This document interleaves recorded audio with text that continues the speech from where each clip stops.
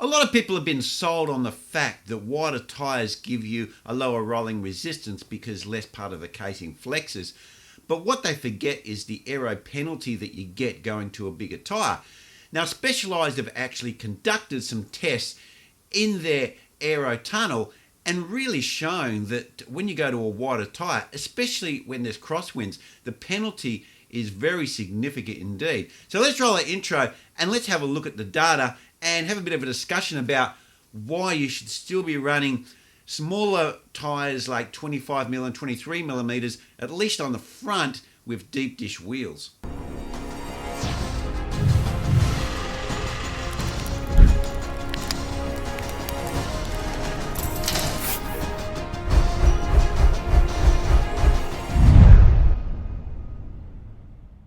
Now, Specialized have done a really good little video here.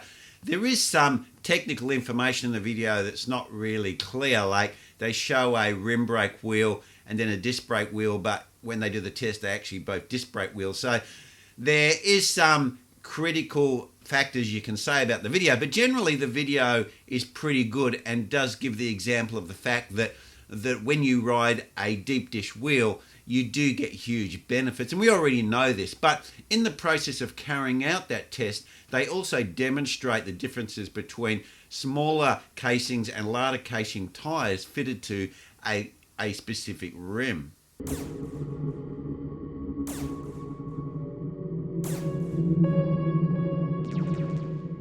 Now I'm just going to run a snippet of the video so we can see what happens with the wider tyres fitted to the 50mm rim. But if you want to watch the whole video, I've linked it up the top here so you can go check that out.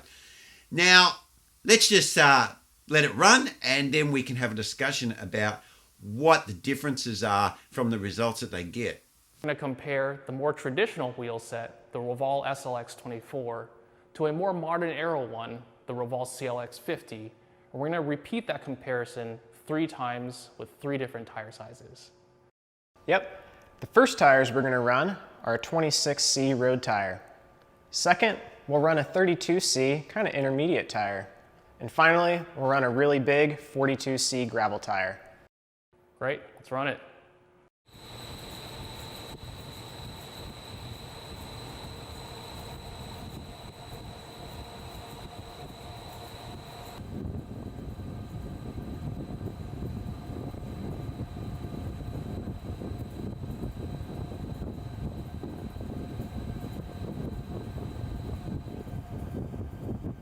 All right, Stu, the results are in. And with the first 26C road tire, there's a pretty substantial aero benefit to the Reval CLX50s. With no crosswind, the benefit was about 20 seconds saved over 40 kilometers. And with the crosswind, that benefit grew to 60 seconds saved over 40 kilometers. Wow, that's a big benefit. How'd the other tires hold up? So with the intermediate size Rebay 32Cs, there was still a pretty substantial benefit. With no crosswind, there's still a 16-second savings over 40 kilometers. And with the crosswind, that benefit was 48 seconds saved over 40 kilometers. Wow, impressive. How about the last ones? This is where it gets pretty surprising. There is still a really substantial benefit to those aero wheels. So with no crosswind, that benefit was about 12 seconds saved over 40 kilometers. And with the crosswind, it was still 40 seconds saved over 40 kilometers.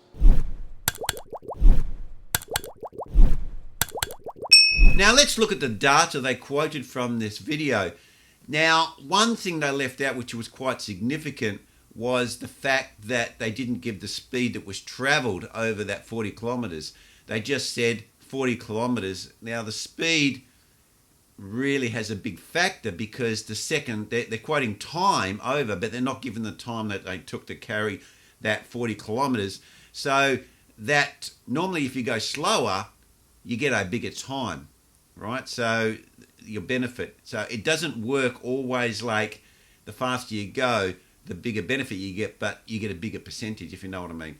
Anyway, they quoted, let's just look at their data that they quoted, which was if you went to a 42C tyre with a crosswind, they said 60 seconds. Now, I know people probably argue they're not running tyres 42C, but that benefit between the 26C and the 42C is almost as much as what these full aero bikes are claiming, like the Riber Ultra or the Abrea Orca.